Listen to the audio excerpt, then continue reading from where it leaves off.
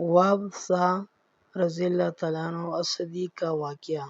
امام احمد بن حنبل نے بیان کیا ہے، ہم سے عفان نے، ان سے حماد بن سلمہ نے، ان سے زبیر بن عبدالسلام نے، اور ان سے ایوب بن عبداللہ بن مکرز نے بیان کیا۔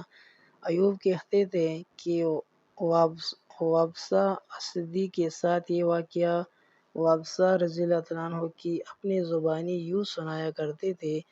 وابصہ نے کہا، میں رسول اللہ صلی اللہ علیہ وسلم کی خدمت میں حاضر ہوا۔ میں نے آمد سے قبل ہی اپنے دل میں سوچ رکھا تھا کہ نبی پاک صلی اللہ علیہ وسلم سے نیکی اور بدی کے بارے میں ہر سوال پوچھ کے رہوں گا، تاکہ کوئی نیکی مجھ سے پوشیدہ نہ رہے اور کسی برائی کے بارے میں بے خبر نہ رہوں۔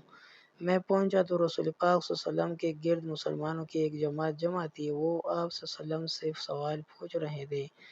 میں نے لوگوں کی گردنوں کی اوپر سے آگے بڑھنا چاہا۔ لوگوں نے مجھ سے کہا کہ یوں گردنیں پھیلانا ٹھیک نہیں ہے۔ میں نے کہا، خدا کے لیے مجھے راستہ دے دو، میں رسول پاک صلی اللہ علیہ وسلم کے قریب پہنچنا چاہتا ہوں۔ آپ صلی اللہ علیہ وسلم مجھے دنیا بھر کے انسانوں سے زیادہ محبوب اور عزیز ہے۔ نبی پاک صلی اللہ علیہ وسلم نے کمال شفقت و محبت سے فرمایا، وابصہ کو چھوڑ دو، وابصہ میرے قریب آ جاؤ۔ آپ نے یہ بات 2 یا 3 مرتبہ فرمائی۔ لوگوں نے میرے لیے راستہ چھوڑ دیا اور میں نبی پاک صلی اللہ علیہ وسلم کے بالکل سامنے جا بیٹھا۔ آپ صلی اللہ علیہ وسلم نے فرمایا، کیا تم خود پوچھو گے یا میں بتاؤں کہ کس ارادے سے آئے ہو؟ میں نے عرض کیا، یا رسول اللہ صلی اللہ علیہ وسلم، آپ ہی بتا دیں۔ آپ صلی اللہ علیہ وسلم نے فرمایا، تم نیکی اور بدی کے بارے میں سوال پوچھنے آئے ہو۔